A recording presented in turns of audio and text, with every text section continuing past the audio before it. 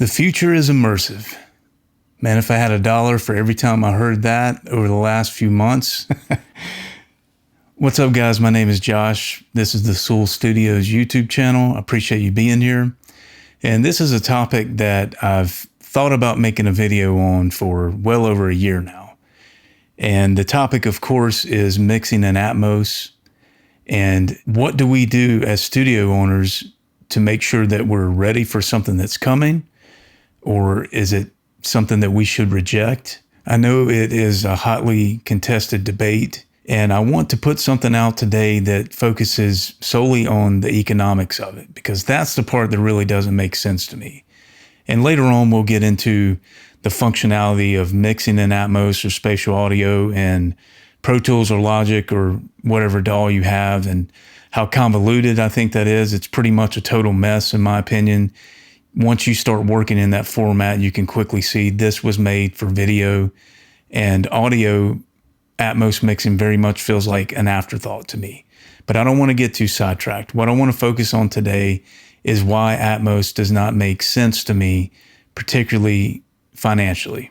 Now, I've quietly been mixing in Atmos for almost a year now, and I did it for a couple of reasons. One, of course, if anything's new in pro audio, I want to know about it. I want to stay up to date on things. I don't want to ever get stuck in my old ways and miss out on something that's so blaringly obvious, which I don't think this is, but we'll get into that more as the video progresses. And so I first started out by just listening to spatial audio mixes that were available on Apple Music. And I first did this on a set of AirPods. And then I later tried a set of Beats headphones. And those first two experiences, I was like this close to making a video called Atmos Sucks. I mean, it was some of the worst sounding stuff I think I've ever heard.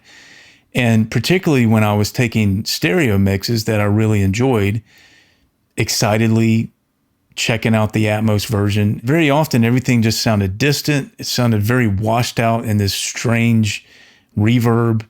And the vocal was buried oftentimes. And so, like I said, I was really close to making a video going, man, this sucks. Like, what is this? And so anyway, I took a step back and I said, all right, let me go out and get the highest level, if you're in that Apple ecosystem, of what I think you could listen in Atmos on. And at the time, that was the AirPods Max. So I spent the money to get those. They're not cheap. For the first time, I was like, okay, this is kind of cool. I'm actually enjoying maybe like 2 albums. And there were still several that I checked out on the AirPods Max that they still didn't sound good at all. But that got me interested enough to say, okay, I'm going to see what would it require for me to have this format available. And so I was working on a couple of mix projects at the time. And I reached out to the artist and said, hey, I'm going to start doing some Atmos mixes. Would you be interested? And they both were basically like, no, thanks. And I'm like, hey, I'm not trying to upsell you on anything. I'm actually going to do these for free because it's new to me and I'm learning. And they checked into what it would cost extra for the distribution. And they were just like, hey, I appreciate it, but we just don't want it right now.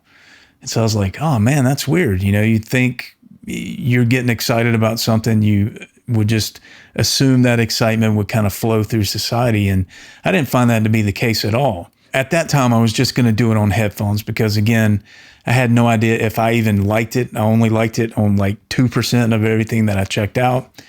And so I'm not going to change my whole setup and buy all these speakers and everything. But I did do a hypothetical pricing out, and what I would have to do at the time was I would have to get a new interface because, unfortunately, my Lynx Aurora 16s and my Avid HDIO 16, at least to my knowledge to this day, are still not Atmos compatible. So I started looking at the Antelope Galaxy 32 and the Focusrite, I think it's the red Line 16.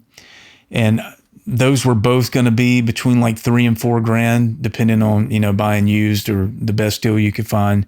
And then the most unobtrusive and most affordable speaker brand that I could find that I had heard before that I had some trust with was the IK Multimedia iLoud series. And to get those was going to be another $4,000 to $5,000. So we're easily 10 grand in now to just have a bare bones Atmos setup.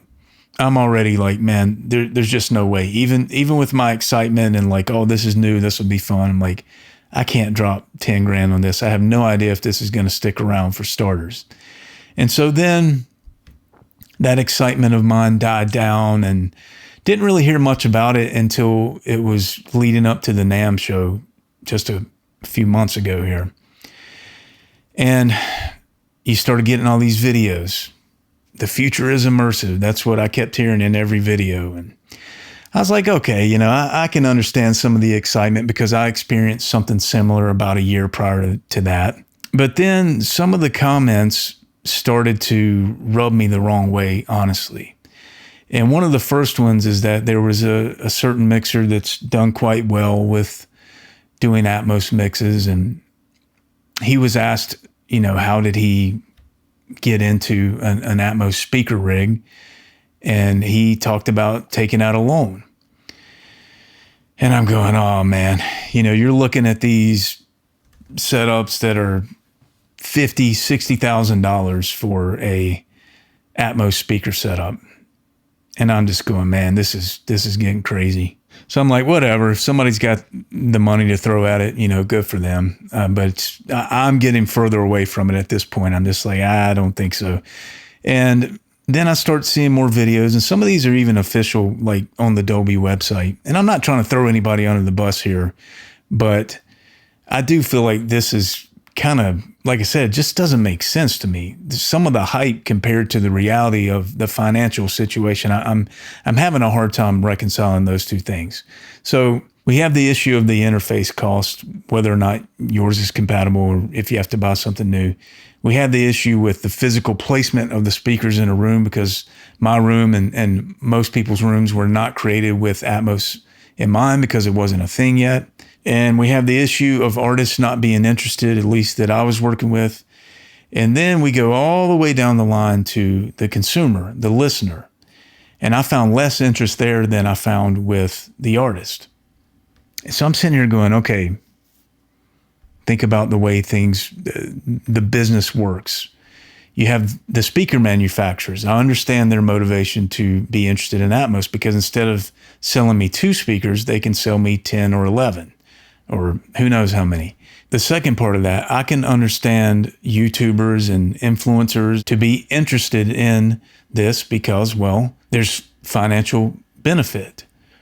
So next we get to the studio owners or the mixers, the engineers. And that's where it starts to die off as far as potential profit, in my opinion, because when Atmos first started gaining some traction, and I was asking around to some other engineers, and, you know, I have a couple buddies in Nashville that were like, man, we might be able to get maybe like $1,250 additional on a mix for an Atmos version.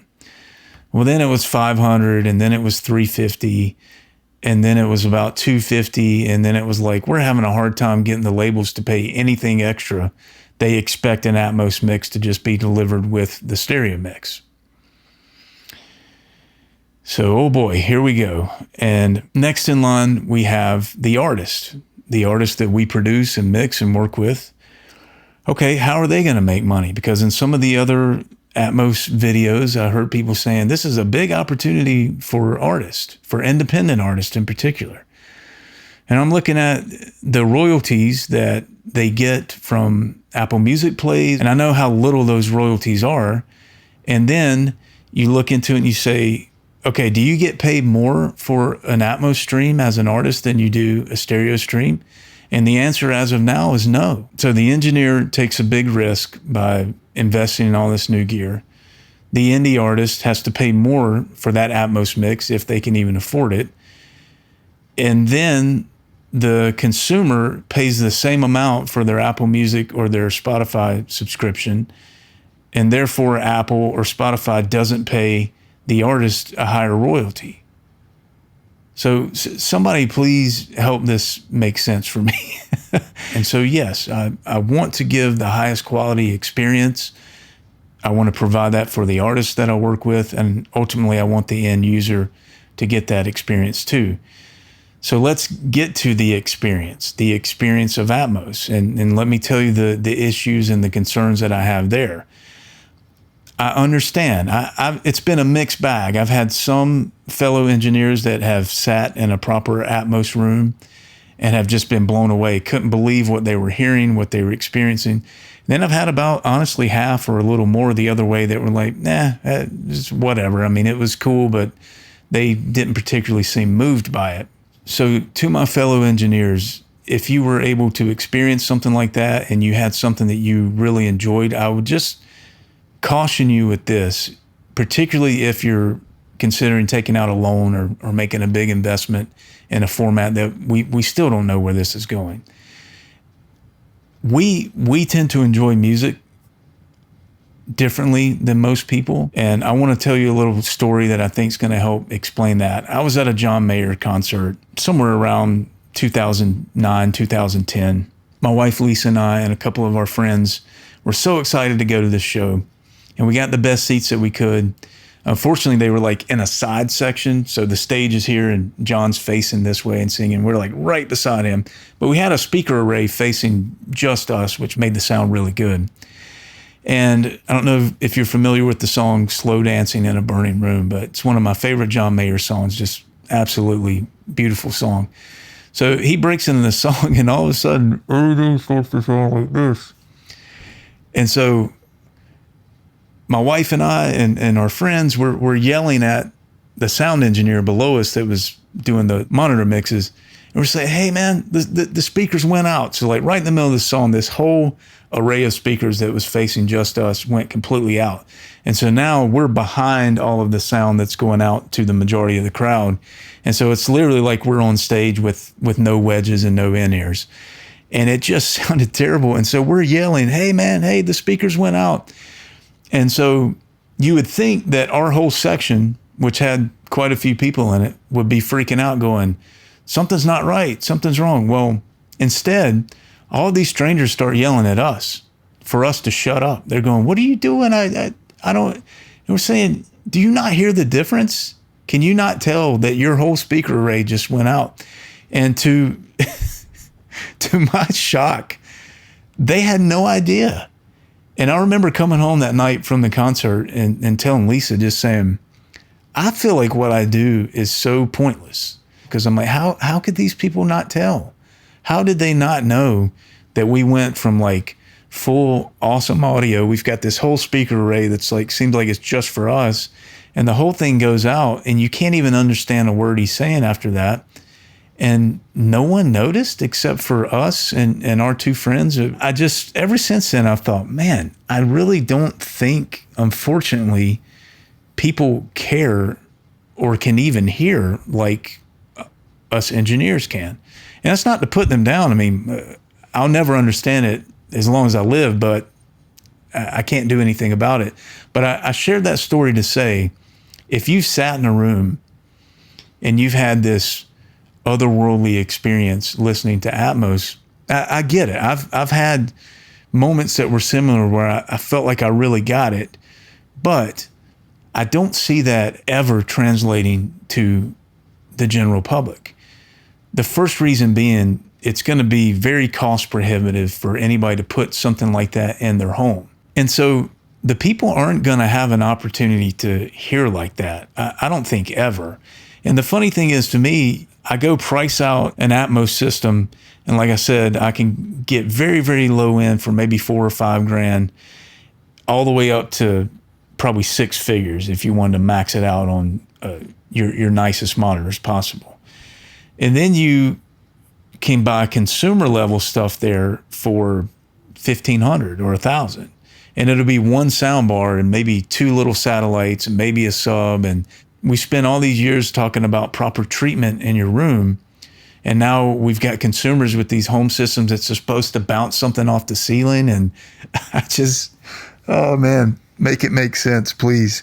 So yes, Is there going to be a push for the future to be immersive? Absolutely. You're already starting to see it roll out in cars. Apple's putting some form of it on their phones and Apple TVs. The HomePod speaker, which can either work with just one or two.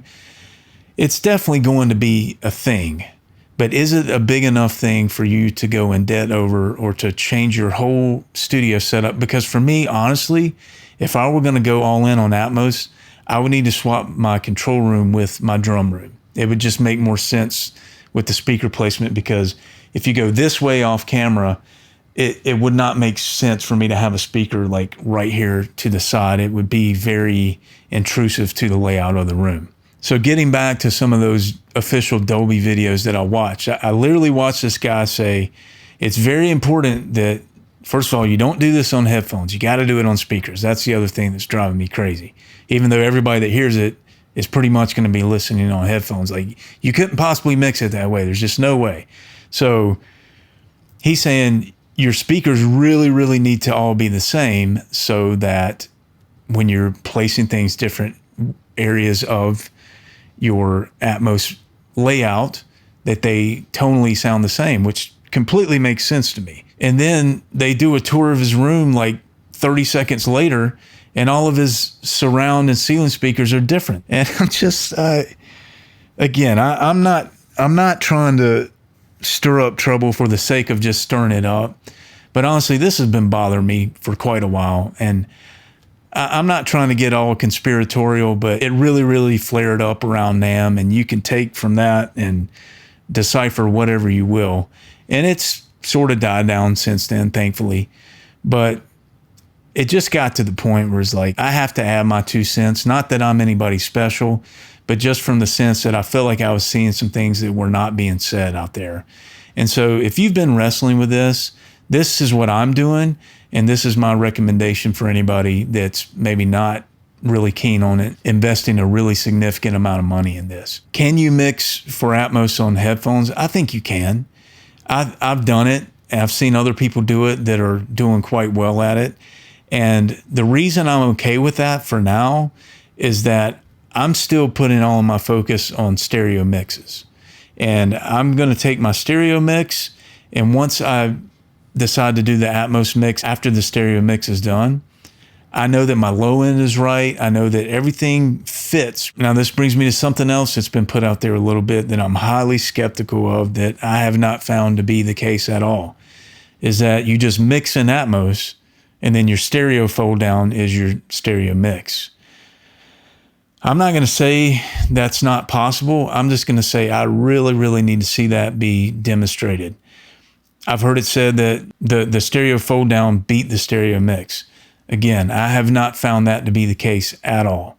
It's like the Wild West right now, to be honest, guys. So what do we do? Because we don't want to be caught off guard and Apple to come out and say, all new deliveries must be Atmos or else you can't be put on Apple Music. I honestly don't think that's going to happen. I think it's just as likely in 5 years that Atmos isn't even a thing anymore as it is for Apple to require it to be submitted to their store. So this can go either way. But what I'm doing, and what I think you should do as a professional audio engineer, go ahead and start getting your feet wet. The most affordable way to do that is going to be probably with Logic and a set of headphones. It doesn't have to be AirPods Max or whatever when you're using the binaural rendering. In Pro Tools or in Logic, it can work with whatever headphones you have, so that's good. If you have clients asking for Atmos, you absolutely will want to be able to provide that for them. I want to be able to do that as well, which is the reason why I've been doing it for the past year. I don't want them to feel like I can't do everything they need. I want them to be able to continue to come to me. And secondly, I don't want some other guy doing an Atmos version of my mix. It's going to be different enough, and we'll get into that in other videos when we get into the nuts and bolts of actually how do you mix an Atmos. By nature, it has to be different from the stereo mix for it to have any kind of appeal in Atmos, and without even getting crazy with things like swirling around your head. But just the format in and of itself and the way it sounds in the binaural rendering, you really don't want to just take your stereo mix and do some sort of generic Atmos version. I think that's the reason why so many Atmos mixes suck, to be honest. So take advantage of Logic if you already own it, having Atmos added or spatial audio added. I believe the Dolby Atmos trial for Pro Tools is 90 days, so you have plenty of time to explore it there. But I'd highly recommend getting your feet wet, experimenting with headphones, getting familiar with the terms, your bed, your objects. You're going to want to know these things, because if it does take hold, which I acknowledge is fully possible, and Apple does decide, or Spotify or whoever else, that this is our new standard, all new music has to have this format, you're not going to be able in a weekend or a week to figure this out. It's going to take some time.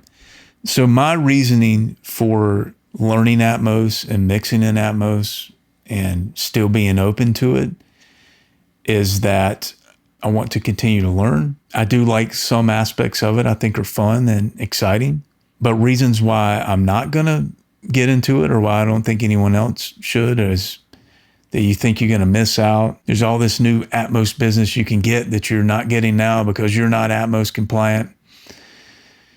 No. Listen, I'm just telling you that there's not a ton of money to go around. So learn, be ready. Hopefully it's something that you can add to your business. But if you go out and drop 30 or 50 grand and expect to recoup that from a bunch of Atmos business just by saying you're an Atmos studio, it's going to be tough. Now, I'm not faulting anybody for being excited, because if you love music and you're an engineer, Atmos can be mind-blowing in the right setup.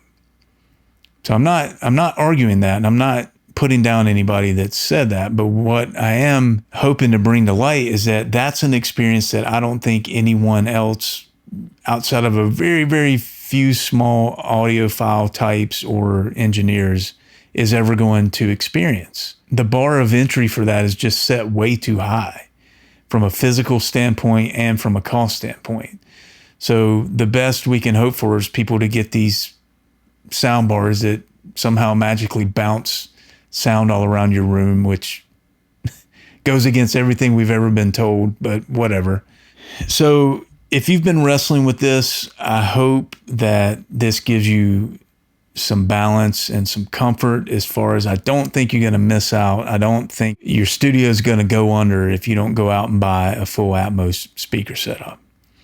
You may go under if you take out a loan for something you can't afford, and then this format ends up not sticking. My advice is to proceed with caution, but definitely don't just completely ignore it, because you are going to want to at least be familiar enough with how it works.